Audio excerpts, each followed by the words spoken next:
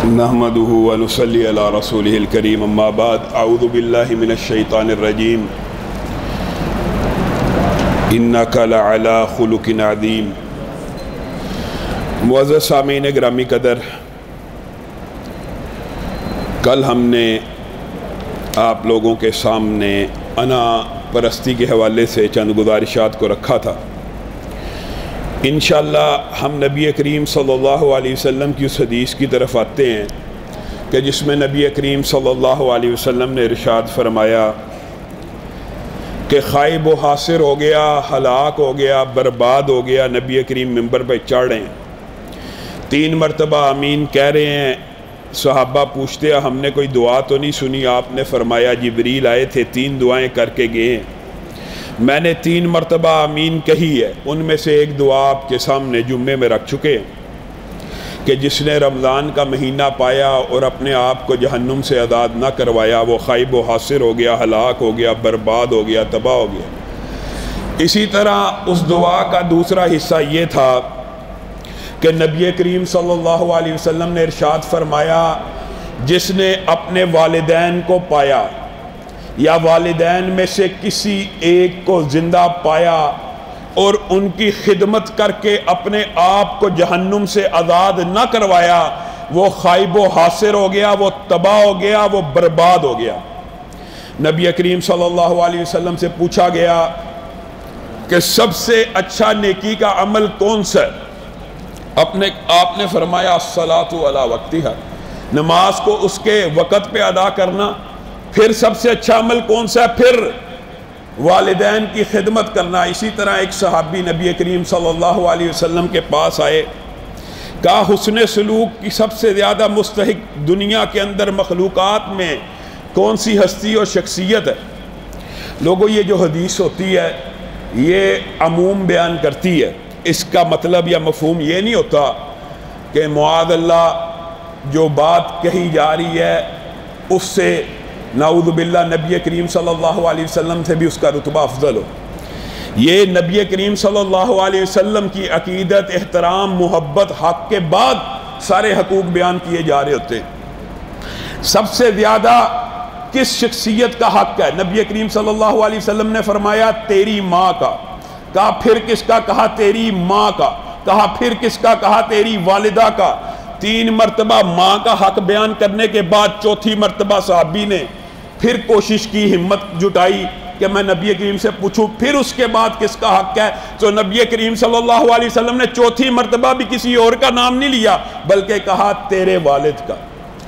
والد جنت کے دروازوں میں سے ایک دروازہ ہے، اور والد وہ ہے جس کی دعا نبی کریم صلی اللہ علیہ وسلم نے فرمایا بیٹے کے حق میں قبول ہوتی ہے، یہ دعا رد نہیں ہوتی۔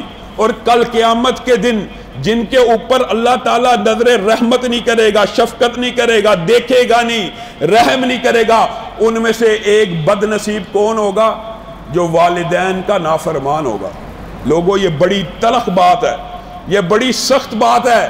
والدین کا احترام قرآن پاک میں وَبِالْوَالِدَيْنِ احسانہ کتنی مرتبہ ہے؟ اللہ تعالیٰ نے تو خیر جزیات بھی بیان کر دی ہیں، جزیات، چھوٹی چھوٹی باتیں، ان کے احسانات کا تذکرہ کر کے اللہ تعالیٰ کہتے ہیں ان کو اف بھی نہیں کہنا۔ اور عربی لغت میں اگر اف سے نیچے کوئی لفظ ہوتا، مفسرین، مورخین، محدثین اس بات پہ متفق ہیں، اف سے چھوٹا لفظ عربی لغت میں تکلیف دینے کے اعتبار سے تھا ہی نہیں، تو اللہ رب العزت نے سب سے چھوٹا لفظ اف بولا ہے کہ اپنے والدین کو اف بھی نہیں کہنا۔ کس بات کے اوپر؟ ان کی اطاعت نہیں کرنی اگر وہ کہ شرک کرو، لیکن ان کے ساتھ دنیا میں اچھا معاملہ کرنا ہے۔ مشرک والدین کے ساتھ، مشرک والدین کے ساتھ بعض لوگ یہ سمجھتے ہیں کہ شاید والد کا عقیدہ درست نہیں، میں بدتمیزی کر سکتا ہوں۔ ہرگز نہیں، والد کا عقیدہ غلط ہے، والد ایسا ہے تو میں اس کے ساتھ بدتمیزی کروں، ہرگز نہیں۔ مشرک والد کے ساتھ شرک سے زیادہ کبھی گناہ کوئی نہیں، تو باقی گناہ تو سارے خود بہت چھوٹے ہیں، آپ باقی کا خود اندازہ لگا لیجئے۔ اگر مشرک والد کی، والدہ کی اطاعت کا حکم ہے لیکن شرک میں اطاعت کا حکم نہیں ہے، والدہ کے یہ غیر اللہ کے نام کی نظر دے دو، نیاز دے دو، اس میں اطاعت نہیں ہے، لیکن اس کا مطلب یہ نہیں ہے کہ اس کے ساتھ بدتمیزی کی جائے، اس کو اف بھی نہیں کہنا ہے، اور اس کے ساتھ دنیا اچھی بتانی ہے، اچھی گزارنی ہے۔ اس حوالے سے والدین کی اطاعت کے حوالے سے ذخیرہ احادیث اور کلام حمید کے اندر بھی بہت سے واقعات ہیں۔ ایک بنی اسرائیل کا مشہور واقعہ جو آپ سب نے سنا ہے، سورۃ بقرہ کے اندر جس بقرہ کا ذکر ہے وہ کس حوالے سے ہے کہ ایک شخص تھا، اس کی اولاد کوئی نہیں تھی، بڑا امیر تھا، اس کے بھتیجے نے کیا حرکت کی، اس نے کہا اس کا تو وارث ہی میں ہوں، میں اس کو قتل کرتا ہوں، جلدی جلدی مال دولت میرے ہاتھ میں آ جائے گی۔ اس نے اس کو قتل کر دیا۔ اب ہوا کیا، بنی اسرائیل نے کہا، حضرت موسیٰ کے پاس کیس آ گیا، جس قبیلے کے اوپر اس بچے نے الزام لگایا، لاش اٹھا کر قتل کر کے ہمسائے قبیلے میں چھوڑ آیا، ان کے اوپر الزام بھی لگا دیا، قتل خود کیا، الزام ساتھ والوں کے پاس لگا دیا۔ وہ نبی موسیٰ کے پاس آئے، صفائیاں دی، قسمیں دی، اللہ تعالیٰ نے حکم دیا کہ بکرا ذبح کرو، یعنی گائے کو ذبح کرو۔ اس واقعے کے اندر جمہور مفسرین نے جو اس واقعے کے پیچھے دیکھیے، جو بنی اسرائیلی روایات ہوتی ہیں ان کی تصدیق و تکذیب کا اصول یہ ہے کہ ان کو بیان کیا جا سکتا ہے، اور ہمیں معلوم نہیں ہے کہ یہ صراحتاً صحیح ہوتی ہیں یا صراحتاً غلط ہوتی ہیں۔ ان کو بیان کیا جا سکتا ہے، لیکن اگر عقائد کے مسئلے ہوں، عقیدے کے اندر ان کو بیان نہیں کیا جا سکتا، عقیدے کے اندر، لیکن اعمال کے اندر ان کو بیان کیا جا سکتا۔ اور یہ واقعہ مفسرین نے نقل کیا ہے، تمام جمہور مفسرین نے کیا، اس بقرہ کا واقعہ کیا ہے۔ ایک تو یہ واقعہ نا کہ اس کو کہا کہ ٹکڑا مارو گے قاتل زندہ ہوگا، پتہ بتائے گا، یہ موضوع تو قرآن پاک میں بالتفصیل موجود ہے، اس کے اندر تو کوئی بہام اشکال موجود نہیں، یہ واقعہ درست ہے۔ لیکن اس گائے کے پیچھے کیا واقعہ چھپا ہوا ہے؟ مفسرین نے لکھا کہ ایک نوجوان تھا، بچہ تھا، اس کا والد فوت ہو گیا، اس نے ایک گائے پالی ہوئی تھی، اس نے گائے کو جنگل میں چھوڑا اور کہا جب تک اللہ تیرے آسرے پہ گائے کو چھوڑتا ہوں جنگل میں، جب تک یہ میرا بچہ بڑا نہ ہو اس کی حفاظت کرنا، جب بڑا ہو یہ اس گائے کا وارث بن جائے، اس کے کام آ جائے۔ اب بچہ بڑا والدہ کی خدمت کرنے والا تھا، والدہ کے ساتھ شفقت کرنے والا تھا، اس نے اپنی زندگی کا معمول بنایا ہوا تھا، رات کے 3 حصے، ایک حصہ والدہ کی خدمت، ایک حصہ اللہ کی عبادت، اور ایک حصہ رات کو سویا کرتا تھا۔ اسی طرح اس نے روزانہ باغ میں جانا، جب وہ جوان ہونا شروع ہوا، لکڑیوں کو اکٹھا کرنا، جو مال بکتا ایک حصہ اللہ کے راہ میں خرچ کرتا، ایک حصہ بیچ کے ماں کے ہاتھ میں لا کے رکھ دیتا، اور ایک حصہ اپنے لیے اور گزر بسر کے کاموں میں مشغول کرنے کے لیے استعمال کرتا۔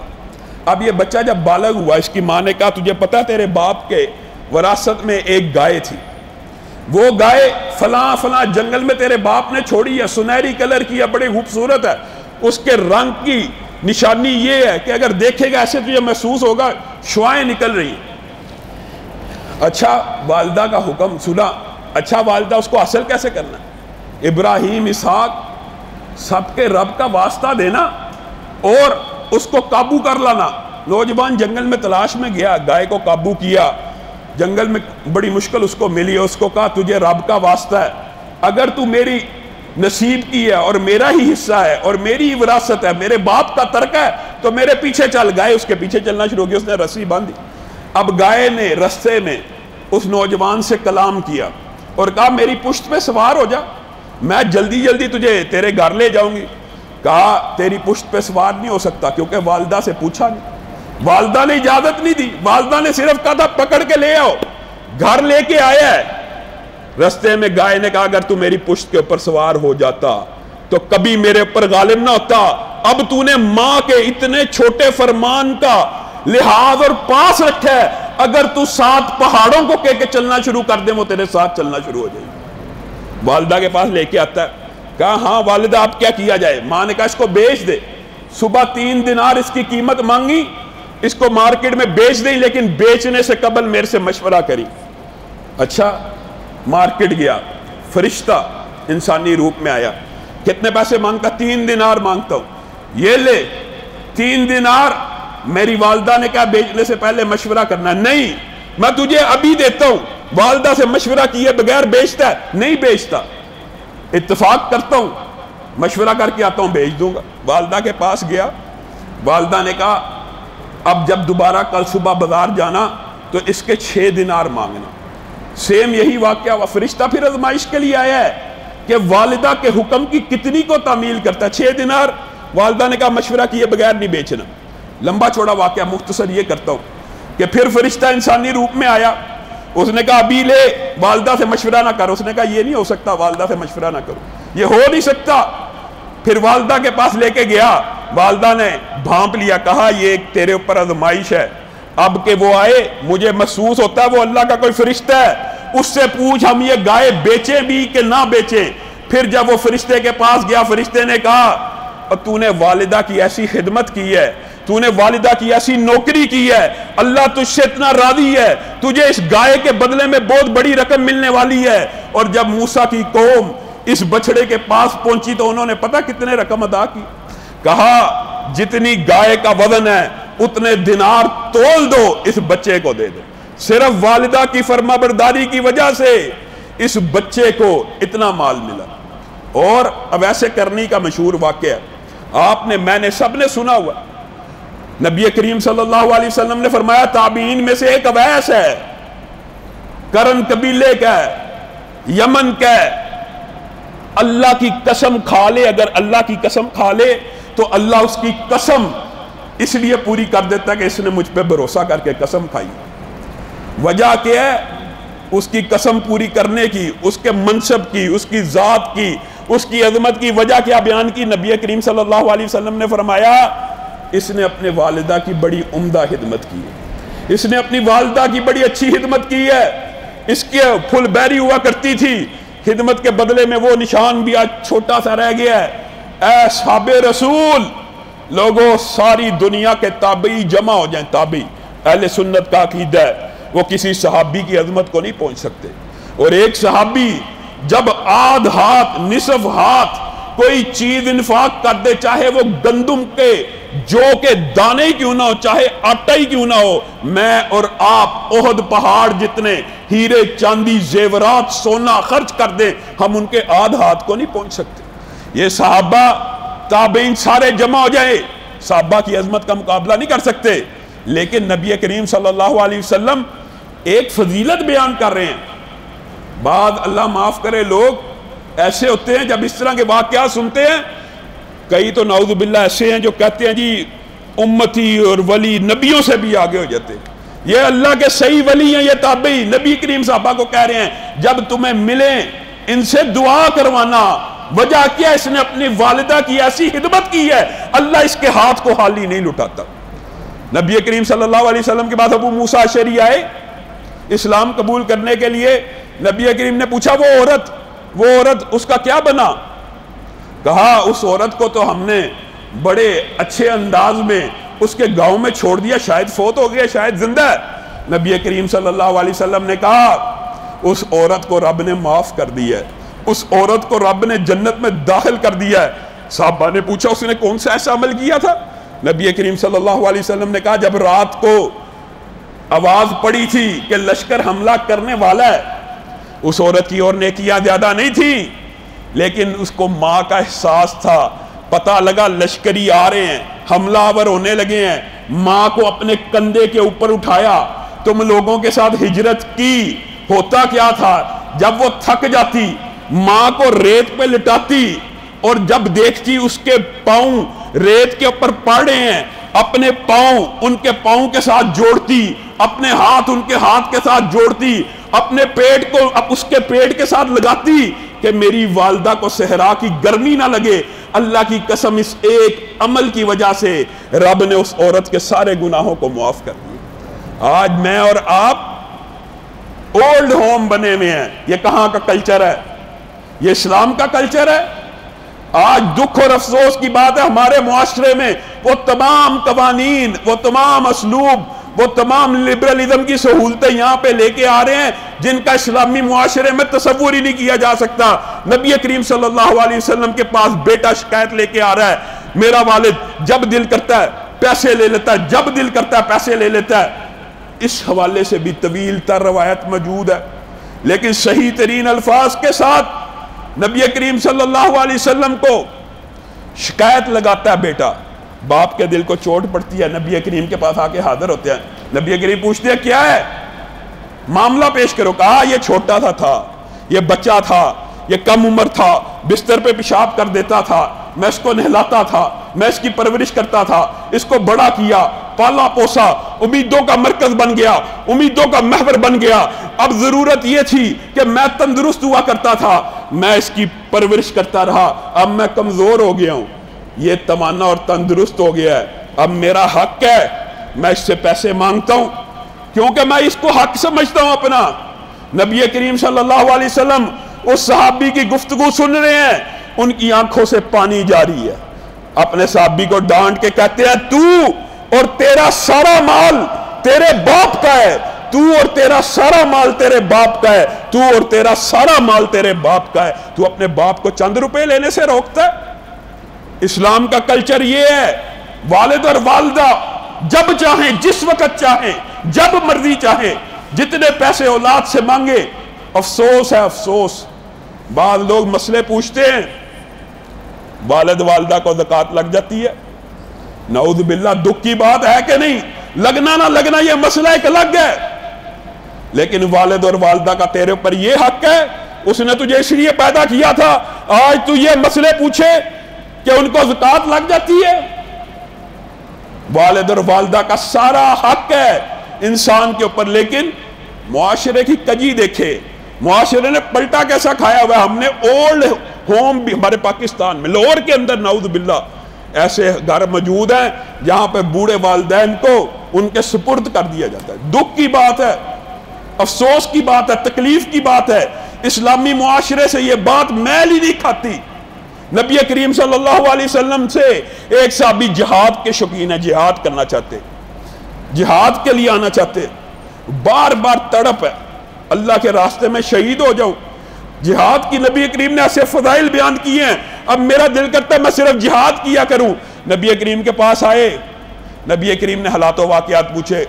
گھر میں والدہ ہے, والدہ تو ہے, تیرا جہاد اس کی خدمت میں ہے, تیری والدہ کے پاؤں تلے تیری جنت ہے. یہ حدیث جو مشہور ہے کہ جنت ماں کے قدموں تلے, ایسی صحابی کو کہا گیا ہے کہ جنت تیری ماں کے قدموں تلے ہے, تو اس کی خدمت کر, تیرا یہی جہاد ہے. اور اللہ کی قسم, والدہ اور والد کی خدمت کرنا, نبی کریم جب کوئی بات کہہ دیں اس کے اندر کوئی شک اور شبہ نہیں ہوتا. اجر و ثواب بھی اتنا ہی ہے کہ والد اور والدہ کی خدمت کرنا جہاد فی سبیل اللہ جیسا ہے. آج ہمارے معاشرے میں والد اور والدہ کی سب سے زیادہ بے توقیری کس رشتے کی وجہ سے ہوتی ہے؟ بات تلخ ہے لیکن بات سچی ہے, بیوی کی وجہ سے ہوتی ہے.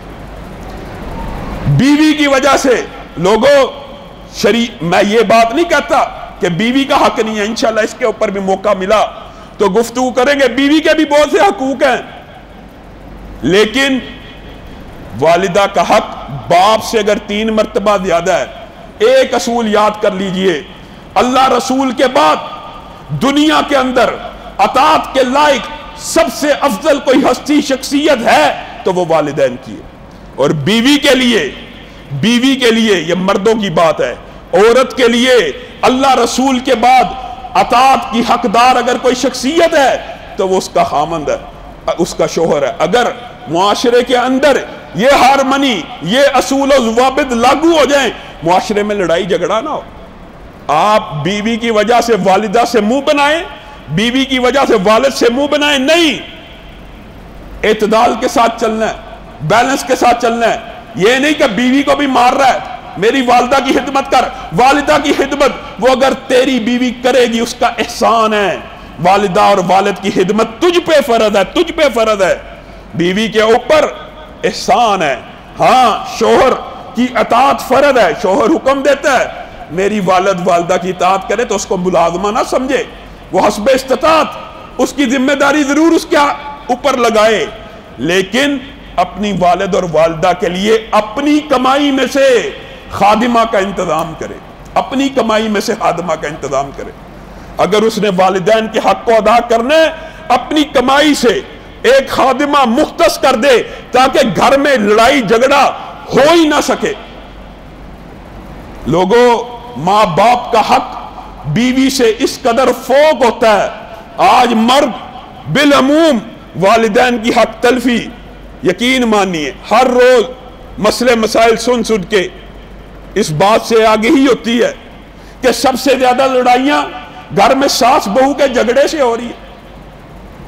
جو بہو کے حقوق ہے وہ بھی الگ بات ہے، لیکن آپ کے سامنے شریعت کا ایک مسئلہ رکھنا چاہتا ہوں. نبی کریم صلی اللہ علیہ وسلم کی سیرت سے بھی، سابقہ انبیاء کی سیرت سے بھی، اصحاب رسول کی سیرت سے بھی یہ بات ثابت ہے کہ اگر والد شرعی عذر کے تحت اپنے بیٹے کو حکم دے کہ اپنی بیوی کو چھوڑ دے تو بیٹے کے اوپر فرض ہے اپنی بیوی کو چھوڑ دے. کس وجہ سے؟ ابراہیم اسماعیل کے گھر زیارت کے لیے آتے ہیں، گھر آتے ہیں، پوچھتے ہیں، عورت کو دیکھتے ہیں، حالات کیسے ہیں؟ بہت برے حالات ہیں. کیسا گزر اوقات ہو رہا ہے؟ بہت بری طرح گزر بسر ہو رہا ہے. بیابان ہے، جنگل ہے، پینے کو پانی نہیں، پھل نہیں. اچھا بیٹا اسماعیل آئے، اس کو کہنا اس طرح کا بزرگ آیا تھا اور کہہ گیا ہے کہ گھر کی چوکھٹ کو تبدیل کر لے گا.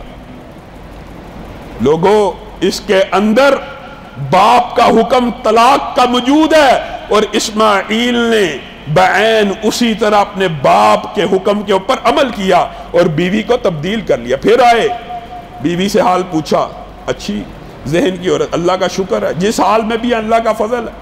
نبی کریم صلی اللہ علیہ وسلم فرماتے ہیں حضرت ابراہیم نے کہا کہ اب تیری چوکھٹ پختہ ہے، اب تیری چوکھٹ اچھی ہے، اس کو برقرار رکھی. والد اگر حکم دے، اور عبداللہ ابن عمر کے واقعے کے اندر بھی یہی بات پوشیدہ ہے. جب طلاق کا حکم ہوا، نبی کریم صلی اللہ علیہ وسلم مشورہ ہوا شرعی عذر شرعی ہو، یہ نہیں کہ ساس اور سسر کو بہو بری لگی، ساس اور سسر کو بہو سے ناراض ہوئے تو انہوں نے بچے کو کہہ دیا کہ اس کو طلاق دے دو. عذر شرعی ہونا چاہیے، عیب شرعی ہونا چاہیے. تب والد اور والدہ کوئی عیب شرعی دیکھے اور بچے کو حکم دے بیوی چھوڑ دو تو بچے کے اوپر فرض ہے بیوی کو چھوڑنا. شریعت کا مسئلہ تو یہ ہے. تو میری بہنیں بیٹیاں یہ بات یاد رکھیں کہ اپنے خاوندوں کو اس بات کے اوپر ہرگز نہ اکسائیں کہ وہ اپنے والدین جو ان کے لیے دعائیں کرنے والے ہیں، جو ان کے لیے آخرت کا جنت میں جانے کا ایک سبب ہے. کتنی احادیث موجود ہیں، انشاءاللہ آئندہ آنے والے دروس میں ان کو بیان کریں گے. نبی کریم صلی اللہ علیہ وسلم کی سیرت کے حوالے سے چند باتیں آپ کے سامنے رکھنا چاہتا ہوں. اور ایک بات وہی جو کل لوگوں نے سوال کیا تھا، بھائیوں، دوستوں، بیٹوں، بیٹیوں، بات یہ ہے کہ بچوں کا مسجد میں آنا ہر حال میں سر آنکھوں پہ، سر ماتھے پہ، لیکن والد اور والدہ ان کی حرکات سے غافل نہ ہوتا کیا ہے بالعموم کہ جس کا ذاتی بچہ ہوتا ہے وہ اگر رو رہا ہونا اس کو تکلیف اتنی نہیں ہو رہی ہوتی، لیکن ساتھ والے جو سن رہے ہوتے ہیں وہ ڈسٹرب ہو رہے ہوتے ہیں، وہ بے چین ہو رہے ہوتے ہیں، ان کی نماز میں خلل پڑ رہا ہوتا ہے. تو اللہ کے فضل و کرم سے اللہ تعالیٰ نے ہمیں وسیع جگہ دی ہے. اس مرتبہ مردوں کے حال میں تو بچوں کا شور اس لیے بھی کم ہے، پچھلا حال ہم نے بچوں کے لیے مختص کیا ہوا، وہاں پہ ایک خادم ہوتا ہے ان کو سمجھاتا ہے، لیکن وہاں پہ وہ دوڑتے رہتے ہیں، ہمیں آواز نہیں آتی، ہم ڈسٹرب نہیں ہوتے، اس لیے وہ کھیلتے ہیں. تو جو عورتوں میں بھی بچے ہوں، میرا مشورہ یہ ہے، میری ذاتی رائے ہے کہ جو بچہ عورتوں میں 3-4 سال سے بڑی عمر کا لڑکا ہے اس کو والد کی طرف بھیج دیا کرے، تاکہ عورتوں کی جو ہر روز شکایت آتی ہے کہ شور بڑا ہے، تنگ بڑا کرتے ہیں. دوسری بات ہے ہم نے وہاں پہ خادمہ رکھی ہوئی ہے، باہر ایک قسم کا پلے گراؤنڈ ٹائپ ماحول ان کو دیا ہوا ہے، جو بچی ہیں وہ وہاں چلی جائیں، جو بچے ہیں وہ والد کے ساتھ اس ہال میں آ جائیں. ہم نے پیچھے ہال میں بچوں کا انتظام کیا ہوا ہے، لیکن یہ بات نہیں ہے کہ بچوں کی تربیت کرنے کے لیے بچوں کو مارنا جائز ہے. یہ بات صحیح ہے اور درست ہے کہ تعلیم و تربیت کے لیے مارنا جائز ہے، لیکن ہمارے لیے اسوہ نبی کریم صلی اللہ علیہ وسلم کی ذات ہے کہ انس ساری زندگی نبی کریم کی خدمت کرتے رہے. کہتے ہیں کبھی گلاس ٹوٹا، کبھی وضو کا لوٹا ٹوٹا، کبھی کوئی چیز ٹوٹی، کبھی کوئی چیز ٹوٹی. جب بھی ٹوٹتی میں نبی کریم کی طرف ڈر کے دیکھتا، آگے سے نبی کریم ہمیشہ مسکرا رہے ہوتے. کہا ایک دن مجھے بڑا غصہ تھا، نبی کریم صلی اللہ علیہ وسلم مجھے انداز بھی ایسا لفٹ نہیں کرا رہے تھے، یعنی اردو میں جو لفظ ہی ہوتا میرے لفٹ نہیں تھے کرا رہے. نبی کریم نے کہا انس فلاں جگہ جا. کہتے ہیں میں چپکے سے باہر نکلا اور میں بچوں کے ساتھ کھیلنا شروع ہو گیا کہ مجھے نبی کریم صلی اللہ علیہ وسلم جب تک منائیں گے نہیں میں نبی کریم کی بات نہیں مانوں گا۔ لوگوں، ایسا کوئی شفیق، ایسا کوئی تربیت کرنے والا اسوہ تو یہ زندگی ہے، یہ بات نہیں ہے، شریعت سے ثابت ہے۔ بچے کو ضرب لگانا، مارنا، میں اس بات کا انکار نہیں کرتا، لیکن نبی کا اسوہ کیا ہے؟ چپکے سے انس کے پیچھے جاتے ہیں، آنکھوں پہ ہاتھ رکھ کے کہتے ہیں یا انیس، انس کو انیس پیار سے، اے میرے چھوٹے بیٹے، اے میرے انیس، کیا میرے کہنے پہ میرا کام نہیں کرے گا؟ آقا آپ حکم دیں، میں تو آپ کے کام کے لیے تیار تھا، صرف اسی بات کا انتظار تھا کہ آپ مجھے منائے تو صحیح۔ اور نبی کریم صلی اللہ علیہ وسلم کی سیرت کے اندر ایک خاص پہلو بہت اہم ہے، وہ کیا ہے؟ نبی کریم صلی اللہ علیہ وسلم کا جیسے پہلے بیان کیا، عفو درگزر، معاف کر دینا، معاف کر دینا، معاف کر دینا۔ نبی کریم کی زندگی بری ہوئی ہے، آپ خود بتلائیے۔ نبی کریم صلی اللہ علیہ وسلم نے جب دعوت شروع کی، ظاہر اکیلے تھے، ساری دنیا دشمنی تھی، ہر دشمن کو معاف کیا۔ کس انداز میں فتح مکہ ہوئی؟ لا تثریب علیکم الیوم، بلال بھی تیار ہیں، سارے صحابہ جن کے اوپر ظلم ہوا، جن کو تپتی ریتوں میں جھلسایا گیا، جن کے سینوں پہ پتھر رکھے گئے، جن کی پشتوں پہ کوڑے مارے گئے، جن کو اذیتیں دی گئیں، وہ سارے فتح مکہ کے موقع پہ تیار ہیں۔ آج بدلوں کا دن ہے، آج بدلے لیے جائیں گے، آج بلال کی تلوار سے کوئی دشمن نہیں بچے گا، آج میں فلاں سردار کو، فلاں سردار کو، فلاں سردار کو۔ سارے مظلوم صحابی خوش ہیں، فتح ہو گئی، عزت مل گئی، اقتدار ملنے والا ہے، اب جس نے اذیت دی ہے ہم ان سے بدلے لیں گے۔ نبی کریم اپنے صحابہ کے بدلتے ہوئے تیور دیکھ رہے ہیں، کھڑے ہوتے ہیں، اعلان کرتے ہیں لا تثریب علیکم الیوم، او میرے صحابہ، او میرے دوستوں، او میرے بیٹوں، او میرے بھائیوں، آج مجھے یوسف کا کردار نبھانے دو، آج میں اپنے بھائیوں کے لیے عام معافی کا اعلان کرتا ہوں۔ آج کے دن ان کو کوئی اذیت نہیں دے گا، کوئی دکھ نہیں دے گا، کوئی غم نہیں دے گا، اور جاؤ جو میرا سب سے بڑا دشمن تھا اس کو میں محمد صلی اللہ علیہ وسلم یہ اعزاز دیتا ہوں، یہ خوشخبری سناتا ہوں اس کے اسلام قبول کرنے کے بدلے میں کہ جو ابو سفیان کے گھر داخل ہو جائے گا امان میں آ جائے گا، جو کافر لڑنے والا، جنگ کرنے والا، تلوار اٹھانے والا ابو سفیان کے گھر داخل ہو جائے گا، محمد صلی اللہ علیہ وسلم کی طرف سے اس کو امان دے دی جائے گی۔ عبداللہ ابن ابی کا بیٹا جب اس نے سنا، وہ مسلمان تھا، جب اس نے سنا میرے والد نے اتنے سخت الفاظ کے ہیں، وہ اپنے باپ کو، لوگوں یہ تھی نبی کریم صلی اللہ علیہ وسلم محبت بھی، اور یہی اسوہ ہے، یہی ہمارے لیے نمونہ ہے۔ اپنے والد کو مدینہ کے راستے میں روک کے کھڑا ہے، اپنے سگے باپ کو، تو نے یہ الفاظ کہے ہیں، اگر تو نے یہ الفاظ کہے ہیں سب سے پہلے معافی مانگ مجھ سے، پھر محمد صلی اللہ علیہ وسلم سے، اگر تو نے معافی نہ مانگی میں بیٹا تیری گردن کو تن سے جدا کر دوں گا۔ اور نبی کریم صلی اللہ علیہ وسلم کے پاس حاضر ہو کے کیا کہتا ہے؟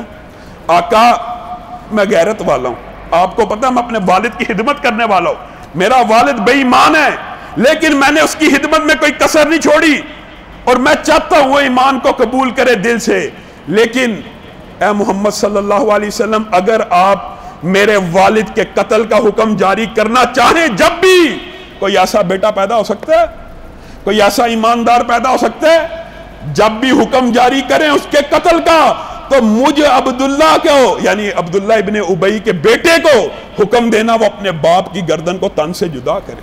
وجہ کیا ہے؟ وجہ بھی بیان کر رہے ہیں، کہتے ہیں وجہ یہ ہے میرے اندر غیرت ہے، آپ کسی اور صحابی کو حکم دیں گے نا عبداللہ بن ابی کے قتل کا، وہ اس کو قتل کرے گا، میری غیرت جاگے گی، میں اس سے لڑوں گا، میرے ہاتھ سے کسی مسلمان کا خون بہے گا، میں جہنم میں چلا جاؤں گا، میرا بیڑا غرق ہو جائے گا، اس لیے جب بھی حکم دینا ہے مجھے قتل کا دینا ہے۔ نبی کریم مسکرانا شروع ہو گیا، کہا قتل کا حکم محمد صلی اللہ علیہ وسلم نہیں دیتے، لوگ کہیں گے محمد اپنے ساتھیوں کو قتل کرواتا ہے، میری طرف سے معافی ہے، میری طرف سے معافی ہے۔ بیٹے نے نبی کریم صلی اللہ علیہ وسلم کی یہ رحمت دیکھی تو اسی لیے جرأت کی، جب فوت ہوا عبداللہ ابن ابی نبی کریم کے پاس حاضر ہو گیا، مشہور واقعہ، آقا جنازہ پڑھا دیجئے۔ نبی کریم صلی اللہ علیہ وسلم ساری زندگی کا دشمن ہے، ساری زندگی نبی کریم کو برا بلا کہتا رہا، قرآن پاک میں اس کے الفاظ نعوذ باللہ موجود ہے جو ہم بیان بھی نہیں کر سکتے. نبی کریم کو برا کہنے والا. نبی کریم جنازے کے لیے کھڑے ہو گئے, آسمان سے وحی آئی, پیارے حبیب تو نے تو بڑا دل کر کے اس کو معاف کر دیا ہے, لیکن تیرا رب اگر تو اس کے لیے 70 مرتبہ بھی مغفرت کی دعا